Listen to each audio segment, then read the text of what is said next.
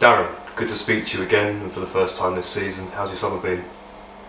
Yeah, very busy, and obviously with pre-season and lots happening and lots of new faces again. It's been a very busy time, very enjoyable time. I think it was important after the previous season that we had a little bit of rest and get away from each other. It's quite an intense bond that the players and staff have here, because so many live far afield, so when they're here they stay here, so we're very much forced together at times. So I thought it was important to have that break away from each other for those reasons. And then obviously the recruitment side is always takes a big chunk of time up. And then before you know it, you're back round and you're planning to work with the team and identify what the team needs, and it's all full steam ahead, engine room from there on. So a busy time. And last season was a marathon, as you sort of cited there, and it was an intense season, 46 league matches, the highs of Aldershot, Dorking, Chesterfield away, and the culmination of the season at home against Bromley in the playoffs. I'm sure you would have reflected a lot over the summer, so what's your overriding feeling? Brilliant season, very good season. Any season that's dominated with wins over defeats and draws is always a good season. I think for this football club in particular, I said this at recent fans forums, that we mustn't forget how hard it is to win being Woking. It's very tough, and it's going to be tough going again, really tough going again. But the season was very enjoyable. I very much enjoyed my first year here. I thought the board and the owners were magnificent with the football team.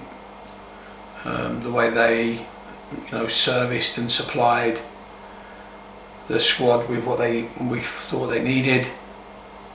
And I think that most importantly, the thing I enjoyed the most was that sort of development between the players and the supporters. So that was great, and we're under no illusions we'll have to develop that again, and we'll probably have to develop it again from a different starting point than we did last year. But it's something that I take very seriously, and hopefully it goes as well as last year. And the summer's been a big one. Recruitment plans started before the end of last season, and you've started before about how the trading nature of these windows is some of your favourite parts of the job. 10 players have joined the club this summer, and there have been also additions to your staff. Perhaps give us an overview of your recruitment. Yeah, I think the staffing one's a really important one, because we've seen a real improvement already.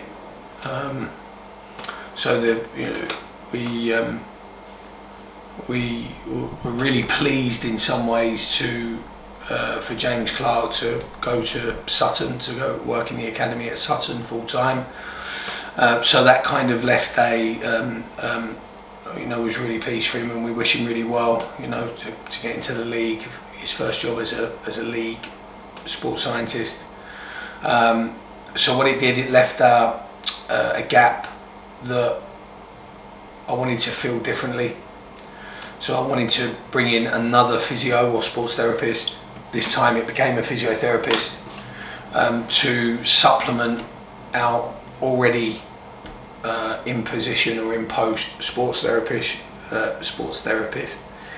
Dan Rowe, and I wanted to double that department so that we had a greater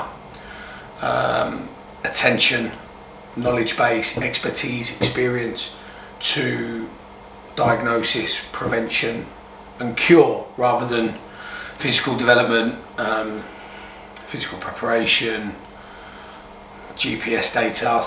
I didn't think that was quite as important as actually having the best players out there.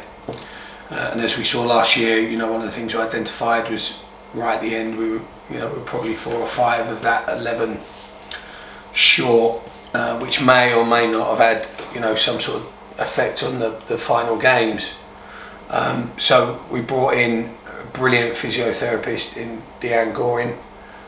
Deanne was an intern at Stevenage when I just left the academy and gone into the first team role. and Deanne was an intern there for the academy, so we've kind of known each other for just shy of 10 years. Always kept in touch, and she was looking for a new post after Sutton and Wimbledon, and I was really pleased. The club doctor and I interviewed some candidates, but we were really impressed by Deanne, and she's made a huge impact on our provision already. And it's great because you can set real now protocols for the players in terms of, if you're injured, this is what it's going to be. We're going to have intensive rehabilitation, we're going to have intensive therapy, we're going to have intensive strengthening. Everything we can do times 2, because we've got a bigger supply, or a bigger implementation from that department. So she's been great, really great, and keeping the staff, keeping everyone nice and fresh, new personality. It's been nice to work with her again. I'm sure the other staff would echo that, and we're finding now that we're developing Dan Rowe in a different way as a young sports therapist to become an experienced one. So that's been a real positive. In terms of recruitment, the recruitment was always reactive of what we thought we were going to be able to keep within, and what we thought we were going to lose. We didn't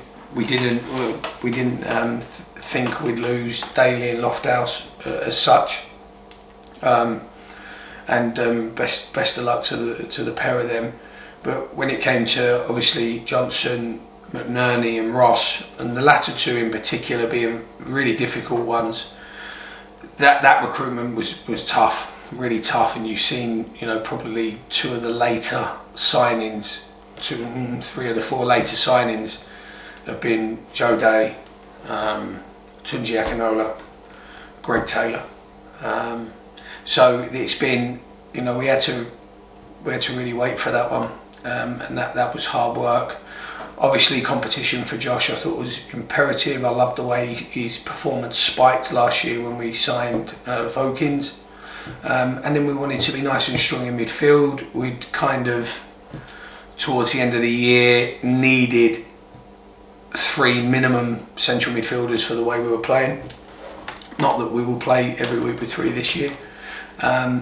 So I wanted to make sure that we were strong in that kind of core area of the pitch. So when you think about Robinson, you think 6'2", very athletic, good runner. Kellerman obviously being here, and Oyeleki was really a fortunate one based on our previous relationship and working experience together. And Wilmot, to me, was the one thing I thought we needed last year that I never really felt that I could bring in. And he's that bit of calm and quality in the final third amongst all the chaos and bedlam that we cause.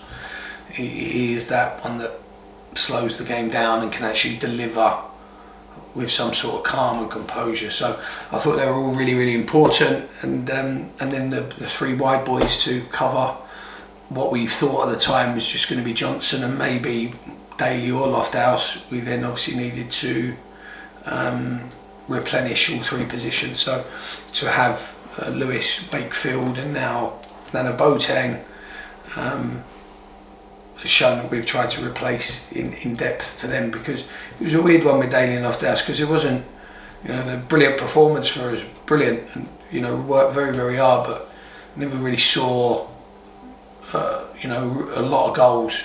I think we saw 9 between them. So I thought it was important that the next group that came in, and I think if you had Johnson's, I think it would have been 11 between 3. I think with the next 3 that come in, we've already sort of earmarked that if they can manage to get 5 goals apiece, then they'd have had a greater productivity in goals. But so it was a real tough summer. I thought we'd a lot more settled than the year before, but we've ended up signing practically a whole new team, and it was tough work. But getting Drew and John, for our supporters, my experience, I have no idea how lucky they are to have Drew and John. fabulous to work with, and on the occasions that they say no, you can't do that, gaffer. It's always you always know that the door's always open to go and ask again. So it's a great working relationship, and one that hopefully will produce some sort of success in the near future. And you mentioned it there, we're going into this season perhaps a bit differently to how we went into last season. 4th place, 82 points in the club's first playoff campaign. We've had a strong pre-season, and naturally supporter expectations are a bit different. How have you been managing that so far? Yeah, I think for me, this is my personal view of how I manage it.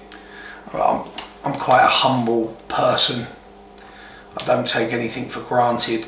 You look at my career, it's been full of ladder climbing or challenges or obstacles or and things that I've had to overcome. So I'm quite a down to earth guy. But the one thing I understand probably better than anyone here is it's so hard to win. It is so hard. Just because you've got a few nice EFL names on your team sheet doesn't give anyone any right to win. 11 athletes or professional athletes against 11 professional athletes, that can produce any sort of outcome on any day.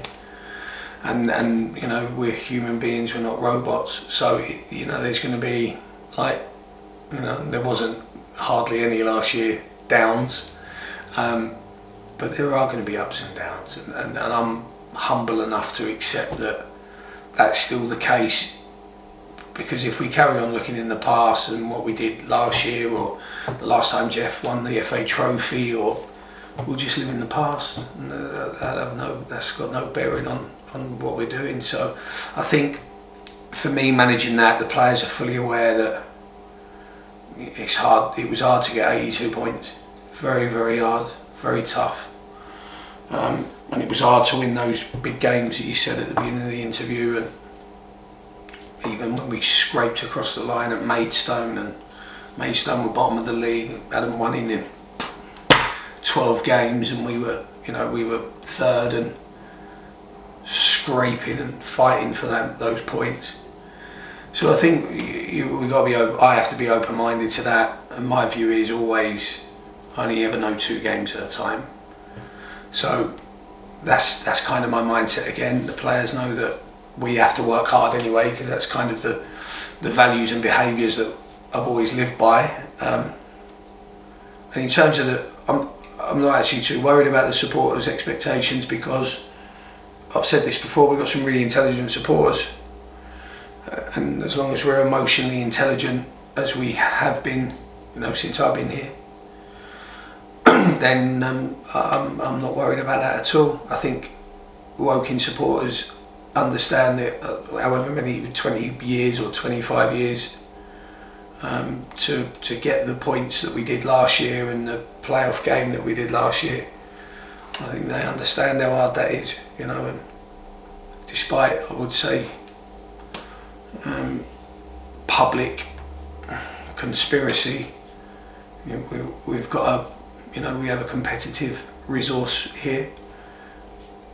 We haven't, John and Drew are very good businessmen. They're not just going to throw away their money willy-nilly. So I think it's important that we're sort of humble to that fact. But you can have all the money in the world and spend it poorly, and you can have nothing and spend it brilliantly. And we just hope that the recruitment that we've done and the work that we've put in place, that money's going to be spent very well, and we'll get the benefits of that sort of research analysis and then that signing. And looking ahead to the weekend, it all starts at Kidderminster. What have you made of him so far in pre-season? What can we expect? Russell's excellent. I really liked him as a player, and when we've spoke in the past, we spoke fairly often when I was at Yeovil. I thought he was a brilliant player, really good player. And he's done excellent to get any promotion in any league, whether you've been a manager a minute or a decade. Is a huge achievement, huge. So I think he's done brilliant with that football club, and I think Kidderminster will, maybe not as like us, but similar to us. A very traditional conference name, National League name, and I think whatever we identify of their performances in pre-season, I think you can probably add 20% to that opening day hysteria straight away, and know that everyone's probably going to be better anyway for that sort of new stimulus, that new excitement, hope. All of those things are really powerful. This club probably felt it when we come up from the Conference South with Alan and Ian and Martin. So it's that type of feeling, and it'll be a really, really tough game. I don't know any game that isn't tough. I really don't know. They've obviously in their Conference South season built around a way of winning. I'm sure they'll be trying to replicate that as much as possible. And tough game, really tough game. Like you said, with the crowd behind them, it'll be a difficult opening day. Well, Darren, thank you for your time. See you on Saturday. Thank you.